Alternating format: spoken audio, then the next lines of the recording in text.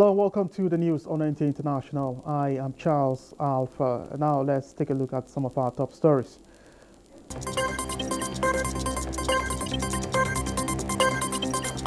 ECOWAS launches second phase of food security and nutrition projects for Katsina, Sokoto and Zamfara states. The federal government promises to promote Nigeria's cultural values through educational programs. A drought crisis in Southern Africa region as floods sweep away communities in Sudan.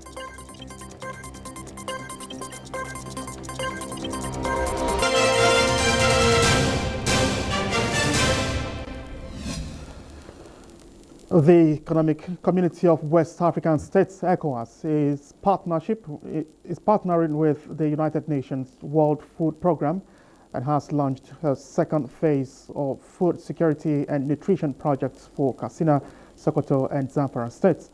Musa Babali reports that the project will provide food and nutrition assistance and livelihood support to more than 14,000 individuals over a period of 6 months. Insecurity resulting from the activities of bandits and terrorists has led to hunger and malnutrition in some farming communities in the northern parts of the country. It was estimated that more than 6.3 million people were in need of food stabilization in Katsina, Sokoto and Zamfara due to insecurity in parts of the states. Consequently, the intervention of the Economic Community of West African States, ECOWAS, World Food Programme and the federal government is expected to alleviate the food insecurity challenges in the states. The second phase of the intervention project was launched in Katsina State. So it was ECOWAS Commission that came up with the idea of setting aside $1 million to be given to Nigeria every year so that they will come up with a program. So on top of that, we are providing this nutritious food, the corn soya blend, which is a mix of soya and corn and enriched with vitamins and minerals. And that is provided to the pregnant and lactating women and their children under 2. The project will provide food and nutrition assistance and livelihood support to 14,500 individuals over a period of 6 months in Sokoto and Katsina states. I therefore expect a significant improvement in the operation and delivery of humanitarian assistance in Katsina State at the end of the project. On behalf of the Nigerian government, I wish to express profound gratitude to our dependable partners, the ECOWAS and World Food Programme, for their continuous support and funding, which has immensely touched the lives of vulnerable persons affected by conflict. Muhammadu Nahuchi and Amina were some of the beneficiaries who appreciated the gesture, saying it will go a long way in addressing their food and nutrition challenges. Musa Baba Aliyu, NTA News. The Pan-African Chamber of Culture, Trade and Investment is working with the private sector to enhance the skills of women in business, especially in networking across the continent. At a forum tagged Rise and Thrive in Abuja, some prominent women in diverse fields shared their experiences to inspire a new generation of African female entrepreneurs. Calvin Ifnai reports. The Pan-African Chamber of Culture, Trade and Investment, an arm of the African School of Diplomacy and International Relations, in collaboration with Vienna Glide, is using the Connect Hard Network Summit 2024 to empower women so they can have the skills to unleash their potentials for economic growth, with an evaluation mechanism to annually assess the impact on their various endeavors. But the facilitators believe that learning from the successes and challenges faced along the way by prominent female entrepreneurs and industry players will be a propelling factor for their success. We agree with being that we have been managing peace with the nations from almost a decade now. It's not just the peace in the society, it's emancipated from the family. So if there is a peace at home, then definitely it will be transferred into the community. And I think this is where we need to also start it from. I believe that a woman is so special that all women should make effort to showcase their talent, not lose hope, and believe that there is still tomorrow. Gender equality is a global conversation that seeks to scale up the access of women to global opportunities in business. I believe strongly that if we give women greater access to all of this, the society will be better. So far, over 50 women have participated in the annual Empowerment Summit with varying degrees of impactful skills development. In Abuja, Kelvin Ebonwaye, NTA News. Now, language is a crucial aspect of human communication and culture. It enables the people to express their thoughts, emotions, ideas, and to connect with others. These are some of the reasons for the 2024 Edo Language Day worldwide, with the theme, the resonance of Edo indigenous language. That took place in 6 locations, including Canada.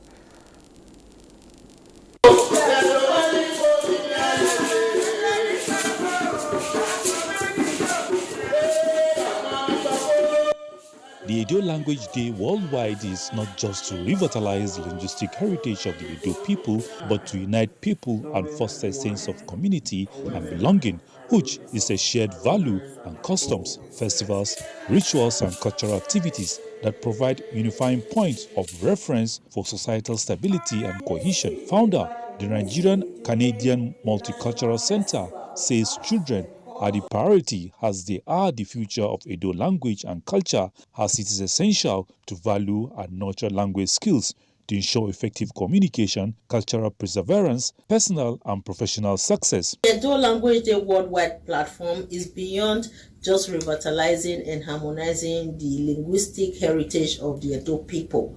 It encompasses many things. It promotes the unity and oneness of all Edo sons and daughters and descendants of the Benin Kingdom. This year's program featured the Diary of Edo Language Day worldwide.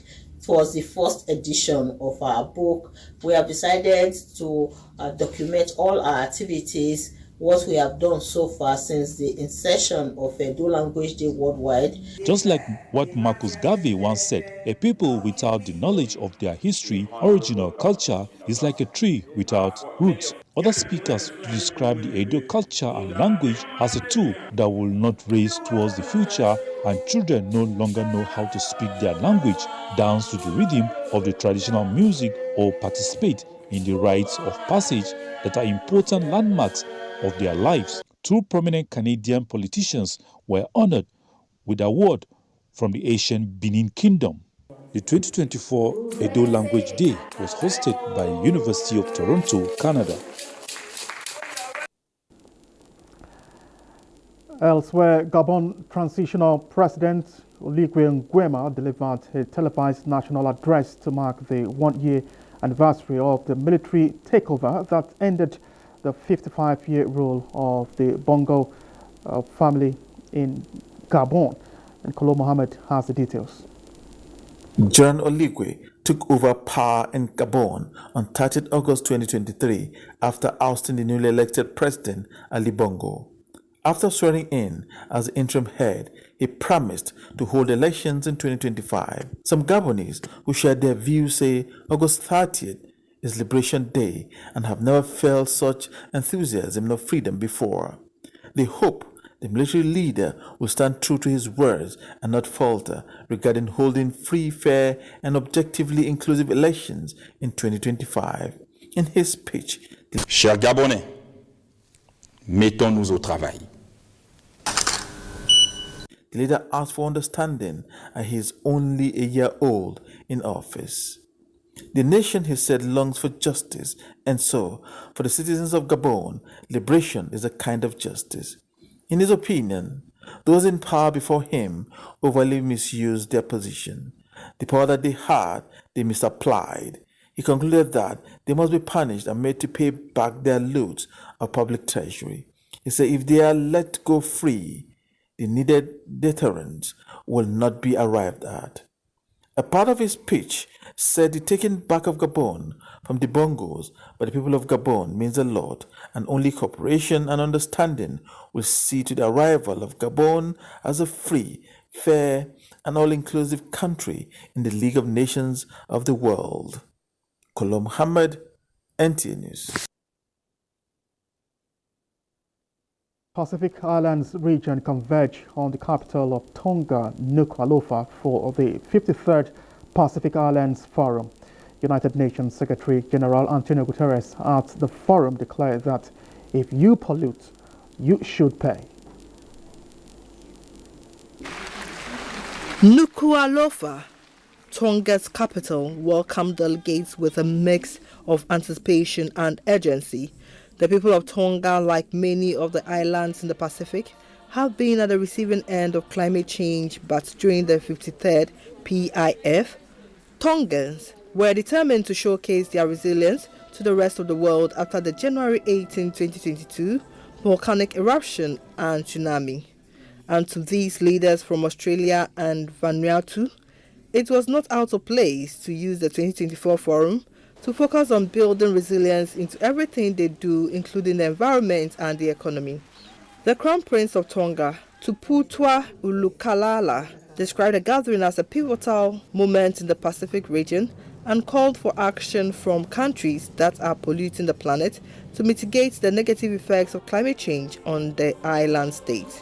The UN Secretary General Antonio Guterres said the world has a lot to learn from the Pacific as a beacon of strength and environmental stewardship. He, however, urged Pacific leaders to take their voice to the global stage because saving the region implies saving the world at large. Humanity is treating the sea like a sewer. Plastic pollution is choking sea life. Greenhouse gases are causing ocean heating, acidification, and a dramatic and accelerating rise in sea levels. And Pacific Islands are showing the way to protect our climate, our planet, and our ocean. By declaring a climate emergency and pushing for action. Out of the 18 members of the Pacific Islands Forum, 11 of them are member states of the Commonwealth, including Cook Islands, Fiji, Tonga, Papua New Guinea, Nauru, New Zealand, and Samoa, among others. It is barely left with 2 months for the Commonwealth Secretary General elections to be held in Samoa, and Ghana's candidate is Minister for Foreign Affairs and Regional Integration, Madam Shirley Ayoko Botwe.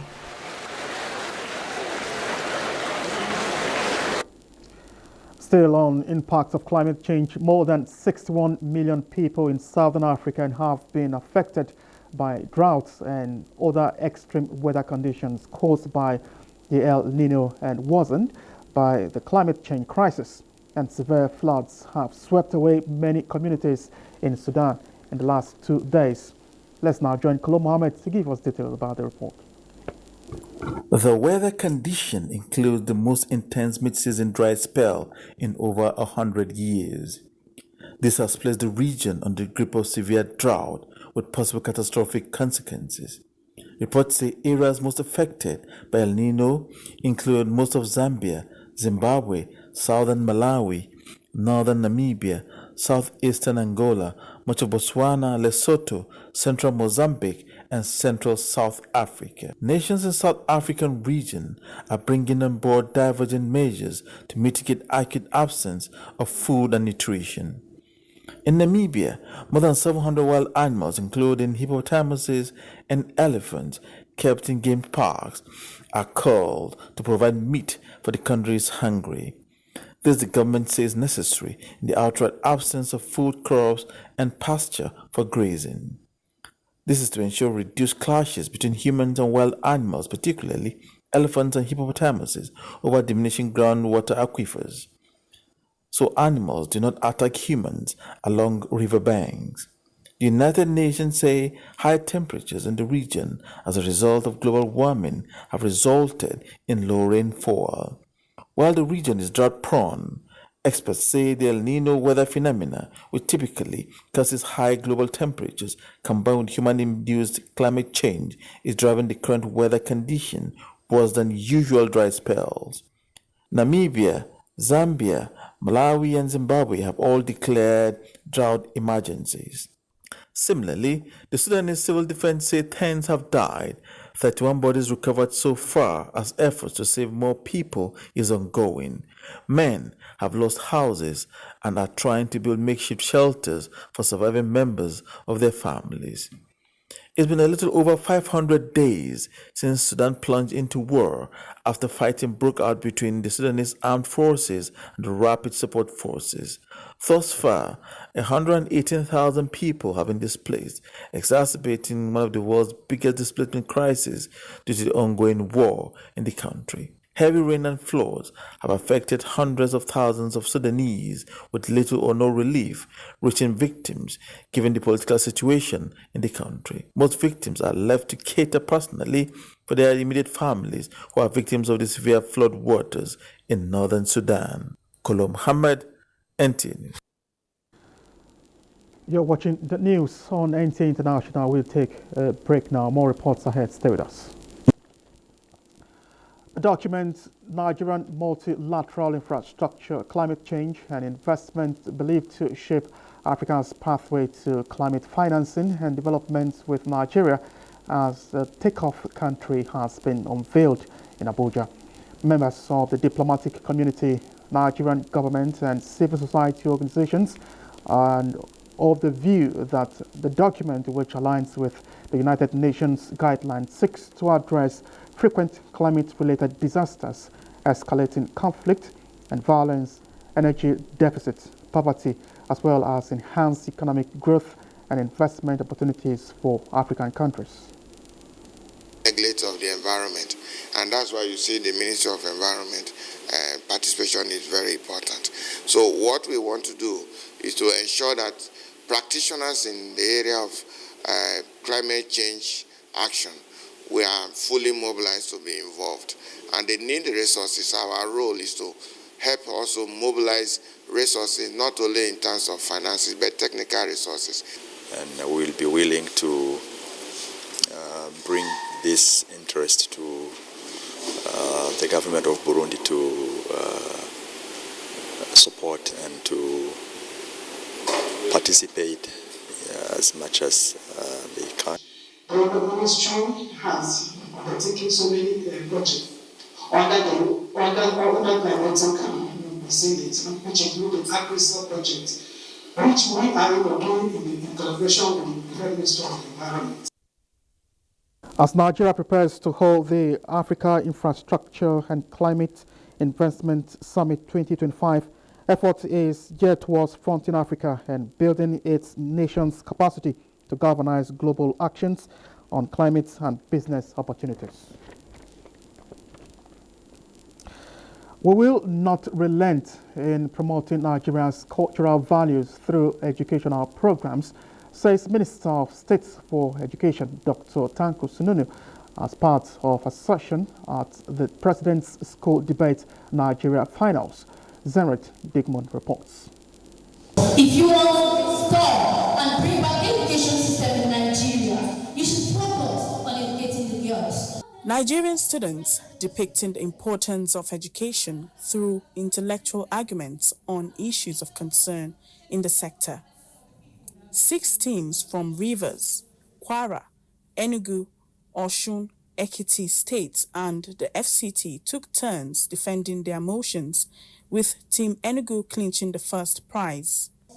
Minister of State for Education, Dr. Yusuf Tanko Sununu, and other interested groups underscored the importance of engaging students in such activities that will enhance their creativity and innovative ideas for a better Nigeria. It helps us to model them and improve their critical thinking skills. It also encourages us to see how students participate, collaborate, and work in harmony as a team. Strive for greatness and work together toward a brighter future for Nigeria, embracing diversity and promoting inclusivity. This championship is not just about individual achievements.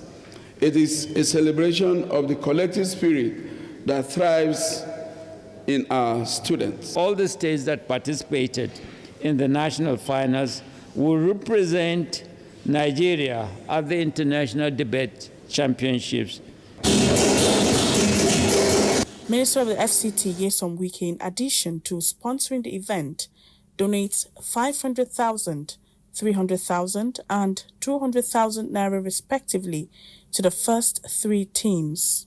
In Abuja, Zenred Dingmoon, NTA News. Salt, no doubt, plays a critical role in the daily lives of human beings, and from domestic food preparations to industrial use, salt can be described as double-edged seasoning. However, in the midst of these numerous benefits, there are adverse effects. Uche Ogochukwu reports beams the searchlight on the many uses of salt and the delicate balance that must be struck. Salt, a mineral so essential to human existence, is extracted from deep beneath the earth. Salt is more than just a seasoning, but a key component in many homes, industries, and as a preservation inhibiting presence of germs. Salt is very important physiologically because without salt, your blood cannot function very well. You need salt also as a flavor enhancer in food production. Not all food are self-stable, so you need salt to control the amount of deterioration, amount of spoilage. The uses of salt extend to road maintenance, pharmaceuticals, and even skincare products. However, caution is advised against excessive salt consumption, which has been linked to high blood pressure, heart diseases, and even stroke. These health implications of salt necessitated informed campaigns for the reduction of salt content in foods in Nigeria. This, the Office of the Special Assistant to the President on Health, in collaboration with other salt reduction campaigners, converged to add their voices to the need to strike a balance between the essential functions of salt and the serious health implications of its excessive consumption. Excessive salt intake is a major public health concern in Nigeria because we are consuming twice the recommended daily average as established by WHO. Sodium reduction salt targets has been identified as one of the best and effective best practice towards addressing the high consumption of sodium intake globally. To drive this further, there was investiture of a policy champion and a social media influencer for salt target regulations in the country. I'm committing to using my platforms to raise awareness about the health risk associated with high salt intake and the benefits of reducing it, especially for women and children, including adolescents and young people. I will lead the charge in engaging with government bodies and agencies to ensure that effective salt target regulations are put in place. Special Assistant to the President on Health, Dr. Salma Ibrahim Anas, added that a group, PBAT Youth Champions, will soon be inaugurated to further spread information on health matters.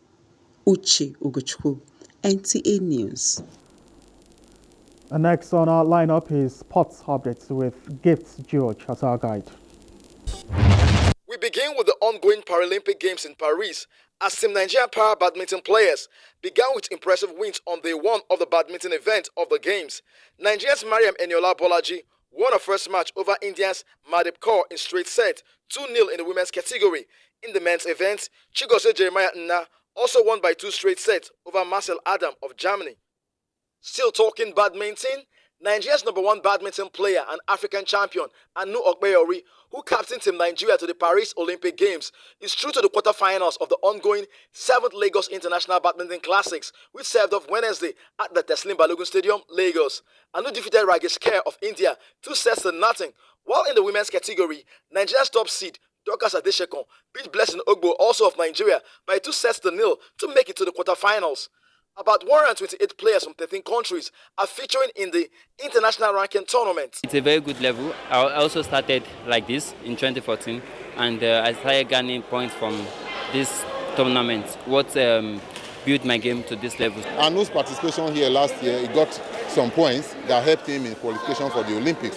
To basketball now, Nigeria's under-18 women's basketball team, the Junior D Tigress, are expected to be on their way to South Africa Friday for the FIBA Africa Under-18 Afro-Basket Championship. The Nigerian girls had their last training session at the Indoor Sports Hall of the National Stadium, Lagos, Thursday evening. The team has been drawn in Group C alongside Egypt, Uganda and Zimbabwe. The Nigerian girls will be hoping to pick one of the tickets for the FIBA Under-19 World Cup in Switzerland.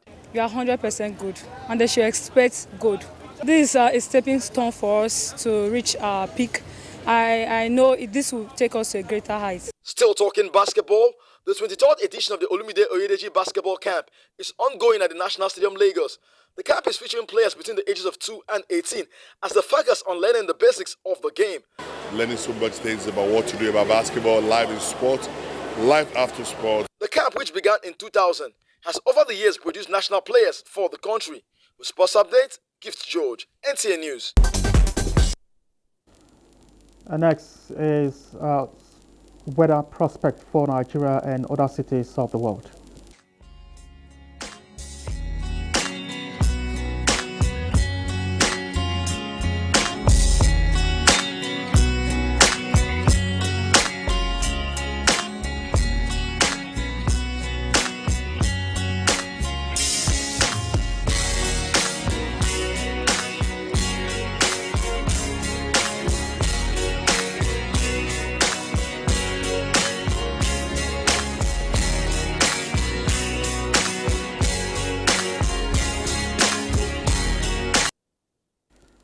That's how it's been on the news on NTA International. I am Charles Alpha. John Bamidele has been our sign language interpreter.